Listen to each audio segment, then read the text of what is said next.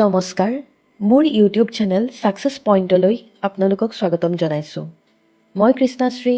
আজি আপোনালোকৰ লগত আলোচনা কৰিম আছাম হিষ্ট্ৰীৰ 30টা মষ্ট ইম্পৰ্টেণ্ট কুৱেশ্যনছ। ভিডিঅ'টো আপোনালোকে স্কিপ নকৰাকৈ শেষলৈ চাই থাকিব।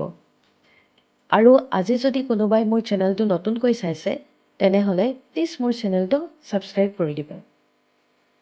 আৰু ভিডিঅ'টো যদি ভাল পায় তেনেহ'লে বন্ধু বান্ধৱীৰ লগত শ্বেয়াৰ কৰিব। আহকচোন ভিডিঅ'টো ষ্টাৰ্ট কৰোঁ। Who was the earliest king of Pragjyotishpur? প্ৰাগজ্যোতিষপুৰৰ সকলোতকৈ পুৰণি যিজন ৰজা সেইজন কোন আছিল? উত্তৰ হ'ব মহিৰংগ দানৱ। এতিয়া আমি মহিৰংগ দানৱৰ বিষয়ে অলপ কিছু কথা জানি লওঁ আহক। মহিৰংগ দানৱ আছিল দানৱ বংশৰ প্ৰথমজন ৰজা আৰু তেওঁক কিৰাতা চিফ বুলিও কোৱা হৈছিল আৰু তেওঁৰ কেপিটেল আছিল মৈৰাংকাট। আৰু তেওঁক ছাকচিড কৰিছিল হাটাকাসুৰা, চাম্ভাসুৰা, ৰত্নাসুৰা আৰু ঘাটাকাসুৰা। আৰু তেওঁ এজন নন আৰিয়ান আছিল। Next, what was the ancient name of Assam mentioned in Ramayana and Mahabharata? ৰামায়ণ আৰু মহাভাৰতত অসমৰ এনচিয়েণ্ট নামটো কি বুলি মেনশ্যন আছিল? উত্তৰ হ'ব প্ৰাগজ্যোতিষপুৰ। এনচিয়েণ্ট দুটা নাম আছিল অসমৰ, এটা আছিল প্ৰাগজ্যোতিষপুৰ, তাৰপিছত আহে কামৰূপ।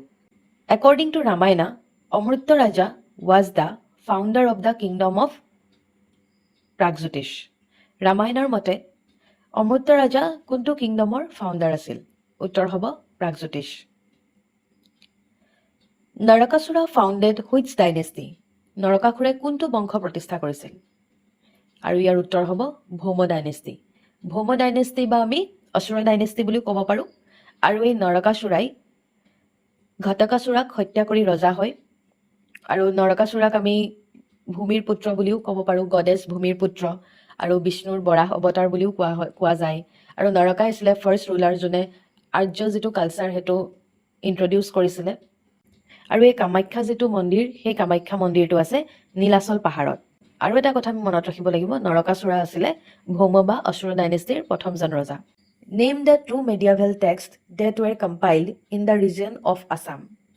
এতিয়া দুখন মেডিয়েভেল টেক্সট যোনকেইখন অসমৰ ৰিজনৰ ওপৰত কম্পাইল কৰা হৈছে, সেই যিকেইখন মানে মেডিয়েভেল টেক্সট আছিলে য'ত মানে আমি পুৰণি সেই কথাবিলাক গম পাইছিলোঁ, এনচিয়েণ্ট হিষ্ট্ৰীৰ যিখিনি মানে কথা আছিলে। তো সেই দুখন গ্ৰন্থ হৈছে কালিকা পুৰাণ and Yogini Tantra. According to the epic Mahabharata, who rule the Pragjyotishpur kingdom during the Kurukshetra war? যেতিয়া কুৰুক্ষেত্ৰৰ যুদ্ধ হৈছিলে সেইটো টাইমত প্ৰাগজ্যোতিষপুৰৰ ৰজা কোন আছিল? মহাভাৰত মহাকাব্যত যদি আমি পঢ়োঁ বা মহাভাৰতৰ মতে সেইটো কোন ৰজা হ'ব? ভগদত্ত। আৰু ভগদত্ত আছিল নৰকাসুৰাৰ পুতেক।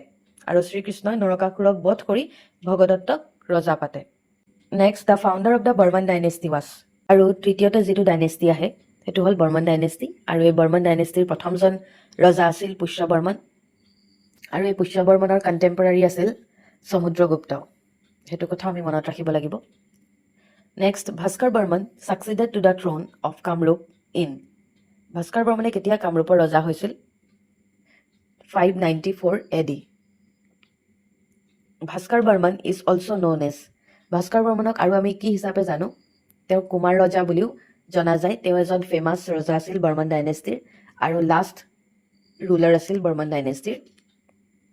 The Chinese pilgrim Hiuen Tsang came to India during the time of?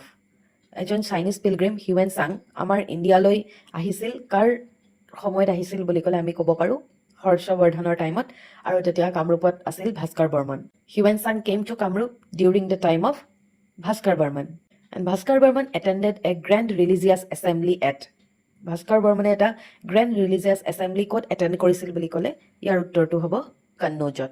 আজি আমি এই 30টাই আলোচনা কৰিলোঁ। আৰু এই 30টা যিহেতু আছাম হিষ্ট্ৰীৰ পৰাই মই লৈছোঁ, আৰু আছাম হিষ্ট্ৰীৰ যদি আমি ক'ব পাৰোঁ তেতিয়াহ'লে আমি এনচিয়েণ্ট আছামৰ এইখিনি আলোচনা কৰিলোঁ। এনচিয়েণ্ট আছাম হিষ্ট্ৰী হয় এই গোটেইখিনি। আৰু ইয়াৰ পিছত নেক্সট আৰু তেনেকৈ 30টা মষ্ট ইম্পৰ্টেণ্ট কুৱেশ্যনছ মই লৈ আহিম। আৰু ভিডিঅ'টো যদি ভাল পায় তেতিয়াহ'লে প্লিজ মোৰ ভিডিঅ'টো লাইক কৰি দিব। আজিলৈ ইমানেই। Thank U.